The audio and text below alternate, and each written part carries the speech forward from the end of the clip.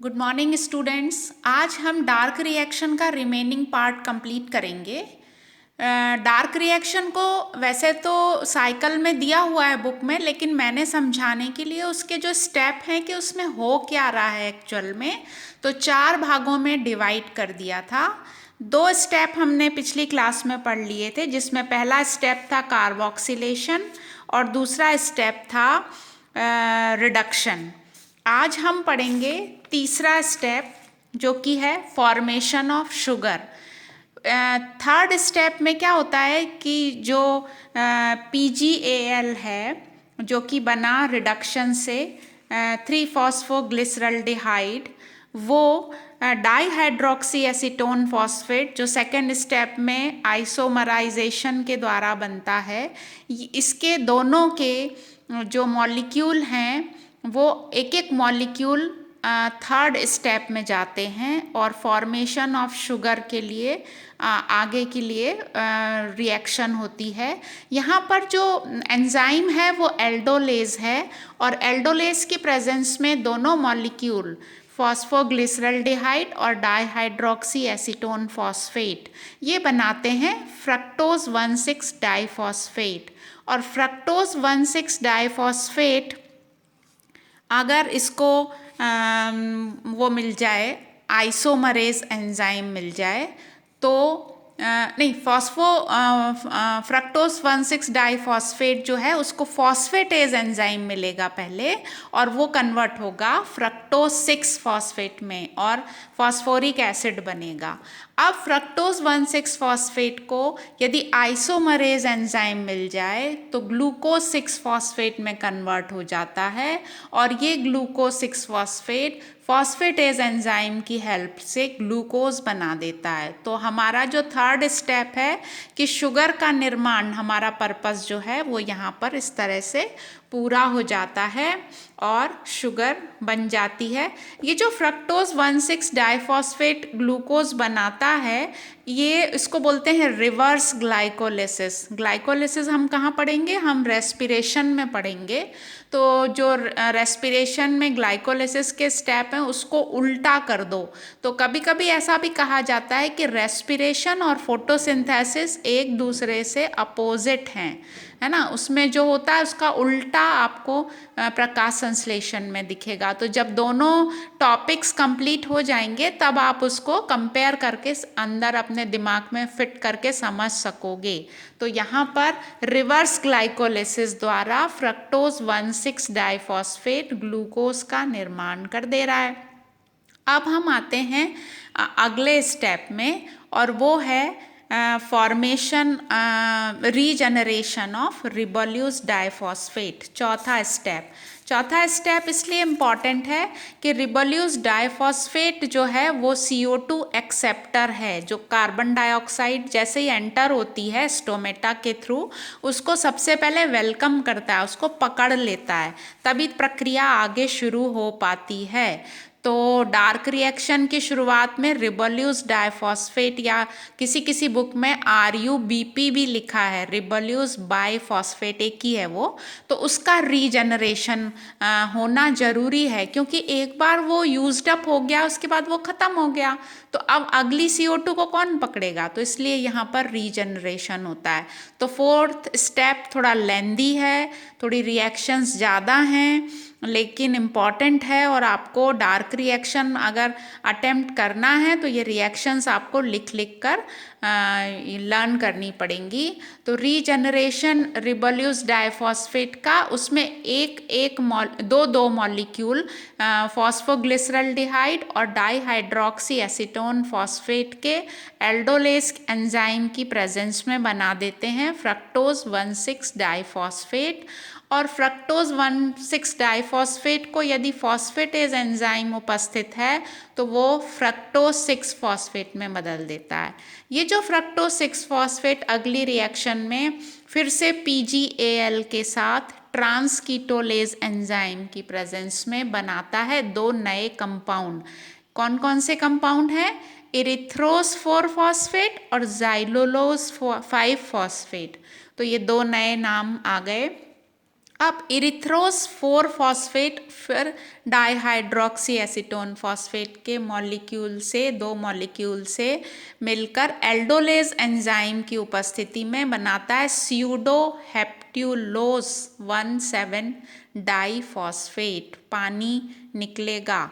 अब ये जो 1,7 डाईफॉस्फेट है ये स्यूडो हेप्ट्यूलोज 7 फॉस्फेट में वाटर के मॉलिक्यूल निकलने से कन्वर्ट हो जाता है और दोनों स्यूडो हेप्ट्यूलोज 1,7 डाईफॉस्फेट और स्यूडो हेप्ट्यूलोज जो है ये 7 फॉस्फेट ये आगे चलकर क्या बनाते हैं PGAL के साथ ट्रांसकीटोलेज एंजाइम की प्रेजेंस में ज़ाइलुलोज 5 फॉस्फेट और राइबोज 5 फॉस्फेट बना देते हैं। तो फिर से 2 नए केमिकल कंपाउंड बन गए।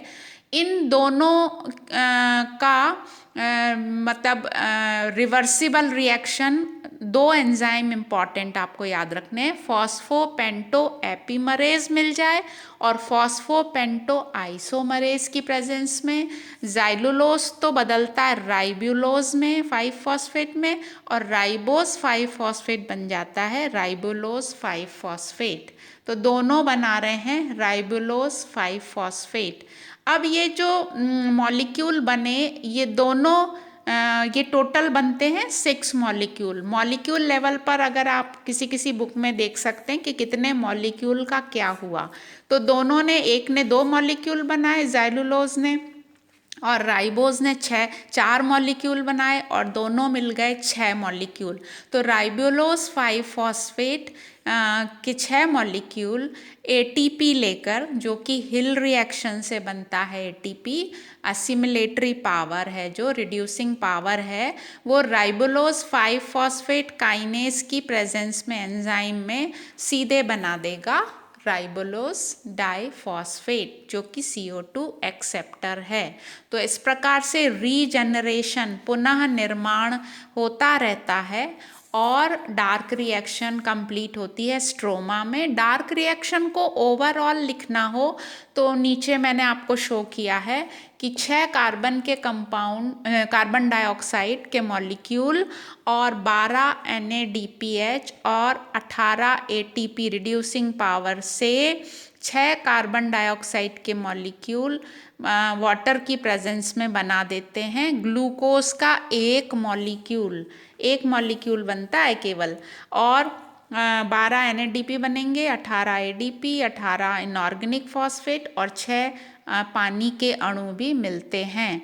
तो इतनी लंबी 4 स्टेप में आपको थोड़ा कठिन लग रहा होगा, मुझे पता है, लेकिन इतने लंबे इतनी सारी रिएक्शंस होने के बाद ग्लूकोज का केवल एक मॉलिक्यूल बनता है। तो देखिए पौधे कितना काम करते हैं, दिन रात काम करते हैं और हमारे लिए कार्बोहाइड्रेट्स का निर्माण करते हैं और हमारे लिए ऑक्सीजन देते हैं, प्राणवायु।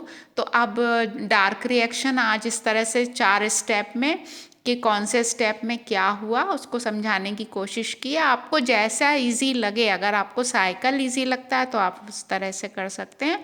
और अब हम थोड़ा सा देख लेते हैं, ये C3 साइकिल आज हमारा कंप्लीट हो गया। C3 C4 साइकिल क्या है उसको अगली क्लासेस में क्लियर करेंगे। अभी मैं आपको ये बता दूं कि फोटोसिंथेसिस का थोड़ा सा सिग्निफिकेंस क्या है। मतलब जब आप इसको तैयार करेंगे तो थोड़ा सा आपको डिफ़िकल्ट लगेगा, लेकिन देखिए सिग्निफिकेंस कितना है इस मैकेनिज़्म का, पौधे के द्वारा जो करते हैं, इम्पॉर्टेंट प्रक्रिया है, थोड़ी सी टफ है। लाइट रिएक्शन इस प्रक्रिया के द्वारा chemical energy, light energy chemical energy में बदल जाती है। पहला जो सिग्निफिकेंस है फोटोसिंथेसिस का कि सूरज तो चमक रहा है, प्रकाश आ रहा है धरती पर, लेकिन पौधे उस लाइट को केमिकल एनर्जी ATP में और कार्बोहाइड्रेट में उसको बदल देते हैं, तो वो हमारे काम का हो जाता है। दूसरा है कार्बोहाइड्रेट्स का निर्माण होता है, जो भी फोटोसिंथेसिस के द्वारा वो जितनी भी एनर्जी अवेलेबल है धरती पर उसका 25% है। तो हमारी लाइफ में कार्बोहाइड्रेट बहुत इम्पॉर्टेंट हैं। उसके बाद इसकी वजह से एक तो वाटर साइकिल भी थोड़ा सा कंडेंसेशन और सब मेंटेन होता है। CO2 साइकिल बहुत इम्पॉर्टेंट है जो कि मेंटेन करते हैं फोटोसिंथेसिस के द्वारा।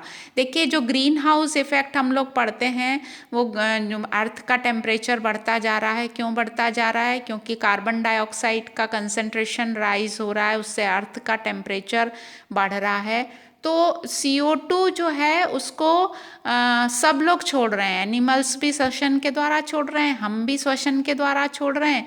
और उसको अगर प्लांट्स नहीं होंगे धरती पे, जितना ग्रीन कवरेज होना चाहिए 33% लैंड का, तो फिर CO2 की मात्रा बढ़ जाती है। तो पौधे क्या करते हैं, प्रकाश संश्लेषण में CO2 उनका कच्चा माल है ना, रॉ मटेरियल है। उसके बिना फिर देखो डार्क रिएक्शन भी कंप्लीट नहीं हो रही। CO2 के 6 मॉलिक्यूल से एक ग्लूकोज का एक मॉलिक्यूल बन रहा है। तो फिर CO2 साइकिल को पौधे मेंटेन करते हैं। तो धरती पर प्लांट्स का होना बहुत ज़रूरी है। अब लास्ट जो है वो बताना चाहूँगी मैं आपको कि ऑक्सीजन प्रोड्यूस करते हैं फोटोसिंथेसिस में। हिल रिएक्शन में हमने पढ़ा कि ऑक्सीजन बाय प्रोडक्ट के रूप में निकलती है और ऑक्सीजन प्राणवायु है और उसके बिना तो जीवन की कल्पना की ही नहीं जा सकती। तो बहुत इंटरेस्टिंग है फोटोसिंथेसिस। थोड़ा सा इंटरेस्ट लेके इसको समझने की कोशिश करेंगे, ऐसा मैं सोचती हूँ। और आप अच्छे से इस टॉपिक को तैयार करिए। Thank you.